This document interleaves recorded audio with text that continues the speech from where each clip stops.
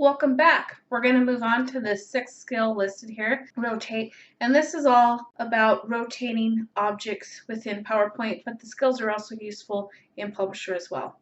So let's go back to that template we were using, the infographic one. And I'm going to go ahead and open that up. And I'm going to work on rotating this arrow. So I'm going to click on that area and then I'm going to zoom in.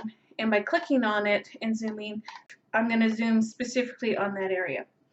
So we have this arrow and target located within this template, and let's just say I want the arrow to go in a different direction.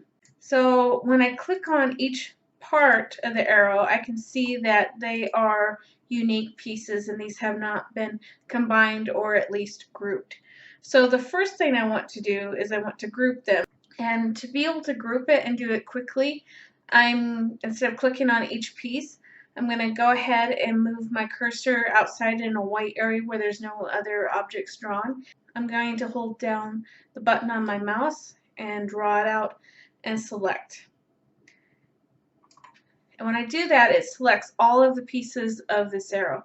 The reason it didn't select any of the target is because I didn't have that whole entire area selected when I highlighted. So let me show you again what I mean by that. So if I click out here to deselect, and if I had been sloppy and had selected this entire area, then as you can see, the target is also selected.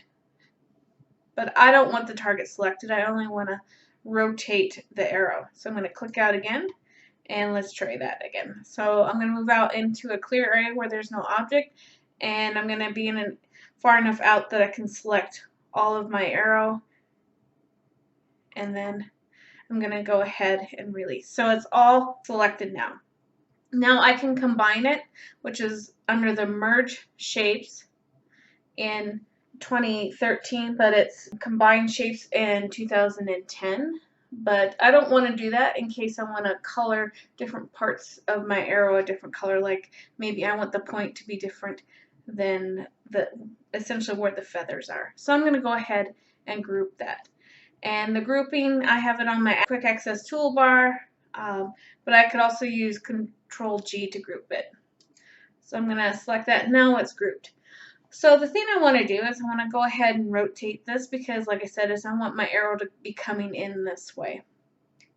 And this is just for stylistic reasons. So I'm going to go ahead and go to Format, Tab, Rotate. And then in this case, because I want to rotate to come in from a different direction, I can choose Flip Horizontal. So I have that there, and if I try to center it on my target, as you can see, it's overlapping a little bit with the text. So things I can do is I can go ahead and I can manually rotate it, and then it's just constant adjusting with my arrow. That might be a little bit too much because I don't want it quite going up there as much, so I can do some more rotation. And as you can see, it's not staying in the center of the target, and that's because the center of this entire arrow is out here, not the center of the target.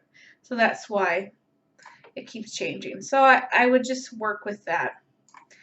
And that's how you can rotate different objects within PowerPoint as well as Publisher.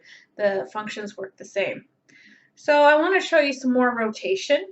And one of the things that we have created is at the infographics workshop, the participants will be able to get a graphics library, and these are illustrations that the New York staff has created.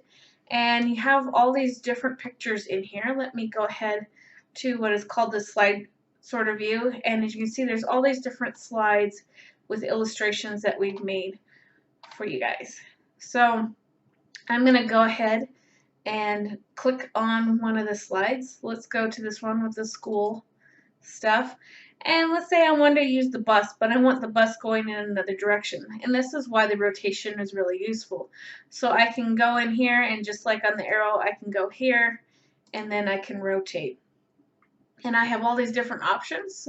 So if I needed it to go vertical, which I don't. So if I wanted to show a wreck and have it upside down, I could choose vertical in that case, and then horizontal. So that's some minimal rotation. There's some more cooler stuff you can do because maybe you want to create your own illustrations. So I'm going to go ahead and go into another one, and I've just set this up. I've drawn out 3 rectangles that are the same size. I drew it once and then I duplicated it 2 other times so they were exactly the same size, and then I just recolored them different colors so that it would be easy for you to watch. So one of the things, since we're in EMSC, is you might want to create what is called the Star of Life.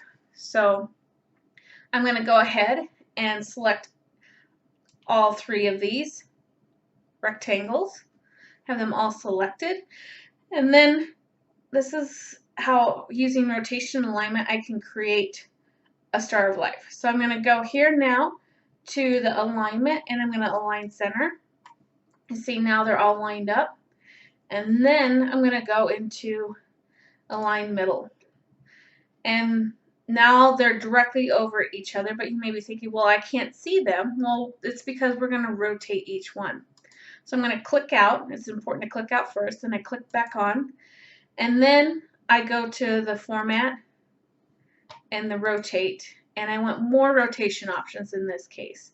Remember, this is 2013, so then I have the rotation option, and I'm going to rotate mine, and I'm going to rotate it up to 55 degrees on that one.